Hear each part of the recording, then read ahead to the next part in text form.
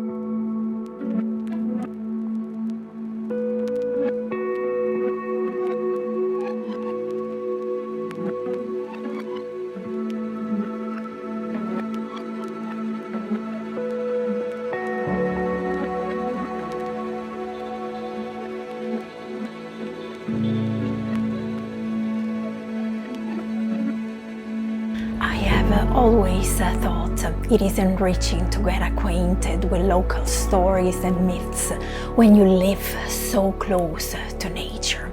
It becomes like a portal back to the past and provides a valuable insight into how the people in the area lived.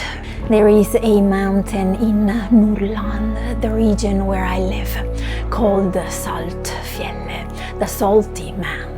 I guess the name derives from the reindeer passion to lick salt from stones and cliffs. This mountain is a great storyteller of supernatural, scary and fairy tale beings, reindeer herding, cloudberry picking and ancestors. These stories constantly help shape my identity every time I visit, as the reindeer and our Sami friends live there. While I walk the mountains here, I can still hear the sound of iron against iron breaking the rushing wind.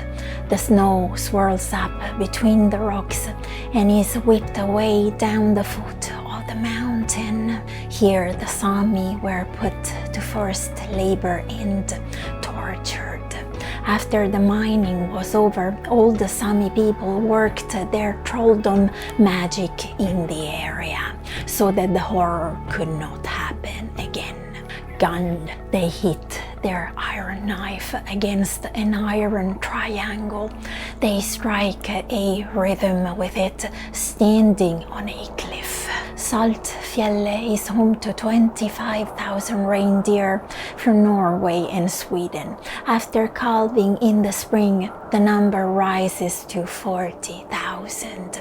Sami sorcery is still practiced to protect the area from companies like Elkem wanting to drill and blast it for quartz.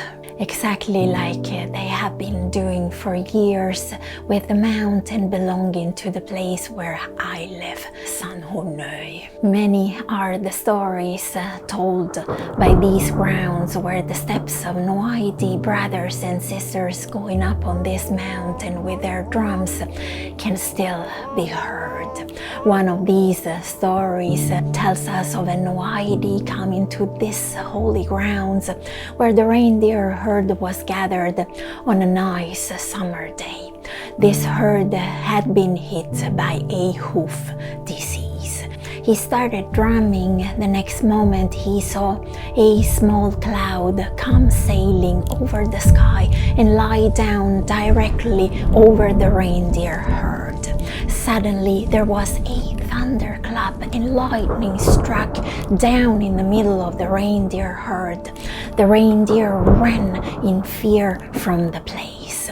When the Sami people got the herd together again, there was no trace of the hoof disease in that herd anymore. Mountain witchcraft resonates beautifully with the very shape of Norway for a reason. The geography of Norway is dominated by vast mountain ranges broken up by valleys and fjords.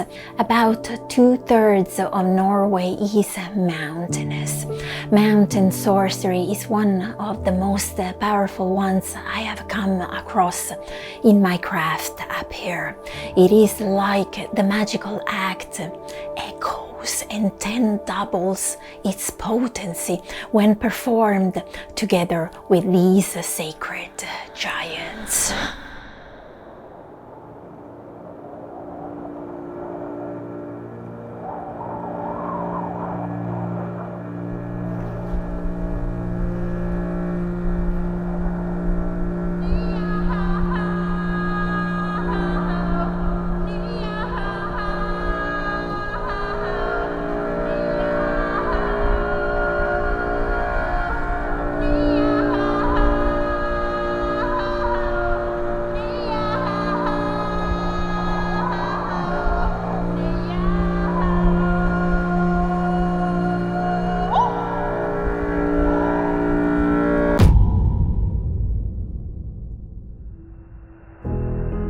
The technique of hitting iron against iron for the removal of hexes, curses, cure cross conditions, get rid of bad luck is one of the most private I could honestly think about sharing with the world.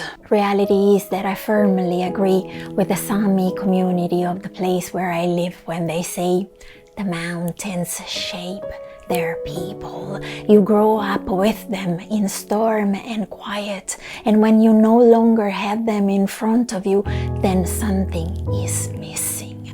Mountains symbolize constancy, eternity, firmness, and stillness, some of the fundamental pillars of Norse and Sami witchcraft. Mountains are just silence to devotion and worship for those who stop and allow themselves to be influenced. Thank you so very much for watching this video. Thanks for spending some of your time here with me today. It's been truly appreciated, and I'll see you all in my next video. Tack så mycket. Hejdå!